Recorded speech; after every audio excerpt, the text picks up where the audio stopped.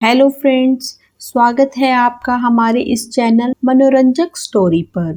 रोज नई स्टोरी के लिए हमारे इस चैनल को लाइक करें, सब्सक्राइब करें एंड कमेंट्स करें। धन्यवाद। एक बड़ा दहेज। विकास भाई ने घर में पैर रखा। अरे सुनती हो? आवाज सुनते ही विकास भाई की पत्नी हाथ में पानी का गिलास लेकर बाहर आई और बोली, अपनी बेटी का रिश्ता आया है। अच्छा भला इज्जतदार सुखी परिवार है। लड़के का नाम प्रशांत है, बैंक में काम करता है।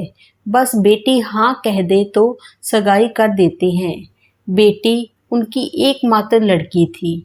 घर में हमेशा आनंद का वातावरण रहता था। कभी कभार विकास भाई के शराब लेने के कारण उनकी पत्नी और बेटी के साथ कहासुनी हो जाती, लेकिन विकास भाई मजाक में निकाल देते। बेटी खूब समझदार और संस्कारी थी। एसएससी पास करके ट्यूशन सिलाई काम करके पिता की मदद करने की कोशिश करती। अब तो बेटी ग्रेजुएट हो गई थी और नौकरी भी करती थी, लेकिन विकास भाई उसकी पगार में से 1 रुपया भी नहीं लेते थे और कहते, बेटी यह पगार तेरे पास रख, तेरे भविष्य में तेरे काम आएगी। दोनों घरों की सहमति से बेटी और प्रशांत की सगाई कर दी गई और शादी का मुहूर्त भी निकलवा दिया। अब शादी के 15 दिन और बाकी थे।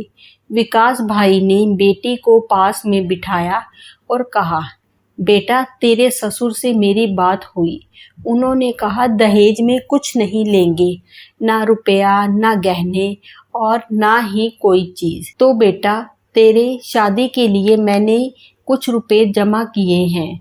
यह 2 लाख रुपए मैं तुझे देता हूँ, तेरे भविष्य में काम आएंगे। तू तेरे खाते में जमा करवा देना। जी पापा, बेटी छोटा सा जवाब देकर अपने रूम में चली गई। समय को जाते कहाँ देर लगती है। शुभ दिन बारात आंगन में आई। पंडित जी ने विवाह विधि शुरू की। फेरे लेने का समय आया। कोयल जैसे कुहकी हो ऐसे बेटी 2 शब्दों में बोली, रुको पंडित जी, मुझे आप सबकी उपस्थिति में मेरे पापा के साथ बात करनी है। पापा आपने मुझे लाड प्यार से बड़ा किया, पढ़ाया लिखाया, खूब प्रेम दिया। इसका कर्ज तो चुका सकती नहीं, लेकिन प्रशांत और मेरे ससुर जी की सहमति से आपने दिया 2 लाख रुपए का चेक मैं वापस देती हूँ।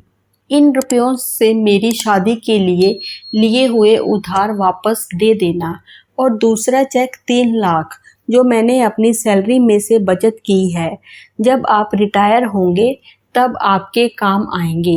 मैं नहीं चाहती कि आपको बुढ़ापे में किसी के आगे हाथ फैलाना पड़े। अगर मैं आपका लड़का होता तब भी इतना तो करता ना। वहाँ पर सभी की नज़र बेटी पर थी।